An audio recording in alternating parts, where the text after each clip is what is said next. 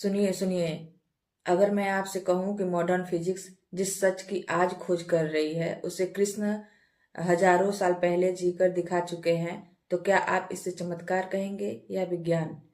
Comment में जरूर बताइएगा। आज हम क्वांटम सुपरपोजिशन और कृष्ण लीला का रहस्य साइंस से समझेंगे। चलिए, क्या आपने कभी सोचा है जो काम मॉडर्न साइंस आज समझने की कोशिश कर रही है, क्या वही ज्ञान हजारों साल पहले कृष्ण लीला में दिखाया जा चुका था? अगर क्वांटम फिजिक्स कहती है एक चीज एक ही समय में कई जगह हो सकती है, तो सवाल उठता है, क्या कृष्ण का एक साथ कई स्थानों पर होना कोई चमत्कार था या एक क्वांटम सुपरपोजिशन का सबसे ऊंचा रूप था? आज हम कृष्ण लीला को कहानी नहीं, साइंस की रोशनी में समझने की कोशिश करेंगे। फर्स्ट, सुपरपोजिशन क्या है? क्वांटम फिजिक्स का एक सिद्धांत है क्वांटम सुपरपोजिशन। इसके अनुसार एक इलेक्ट्रॉन एक ही समय में मल्टीपल स्टेट में एग्जिस्ट कर सकता है जब तक उससे ऑब्जर्व नहीं किया जाता। वो एक जगह नहीं होता बल्कि हर संभावित जगह होता है। साइंस इसे कहती है reality is not fixed until it is observed, यानी देखने वाला रियलिटी को तय करता है। अब यहीं से कृष्ण लीला का रहस्य शुरू होता है। सेकेंड, कृष्ण एक समय में कई जगह कैसे थे? ग्रंथों में वर्णन मिलता है कृष्ण गोपियों के साथ रास कर रहे थे, उसी समय द्वारका में राज्य भी संभाल रहे थे और उसी क्षण अर्जुन के रथ पर गीता का ज्ञान भी दे रहे थे।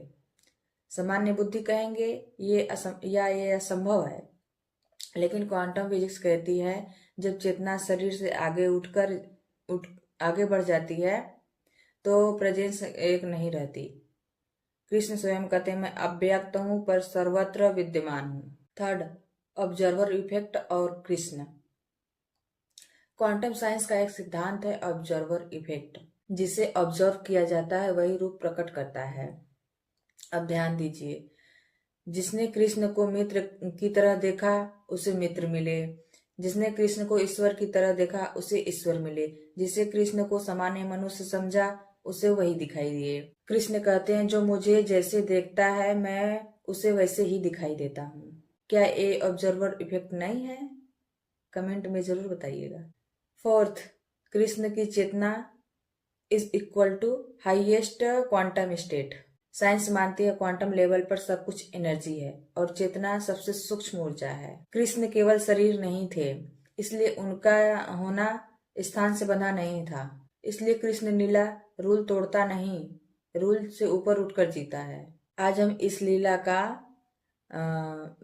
फाइनल मैसेज समझेंगे, विज्ञान और भक्ति का मिलन। आज साइंस जिस सच को धीरे धीरे स्वीकार कर रही है, भारत की आध्यात्मिक परंपरा उसे अनुभव कर चुकी है। कृष्ण लीला को समझने के लिए चमत्कार शब्द छोटा पड़ जाता है। वो क्वांटम कॉन्शियसनेस का जीवंत उदाहरण थी, जहाँ एक होना कई बन जाना और सीमित शरीर में रहते हुए भी असीमित बन जाना। इस लीला का सार है शायद कृष्ण भूतकाल में नहीं भविष्य का विज्ञान है।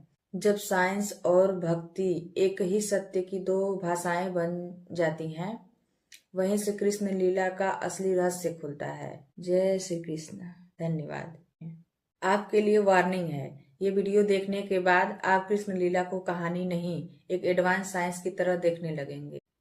अगर ये वीडियो आपको हेल्पफुल लगा तो चैनल को लाइक शेयर और सब्सक्राइब कीजिए और ऐसे ही नॉलेजेबल वीडियो देखते रहें।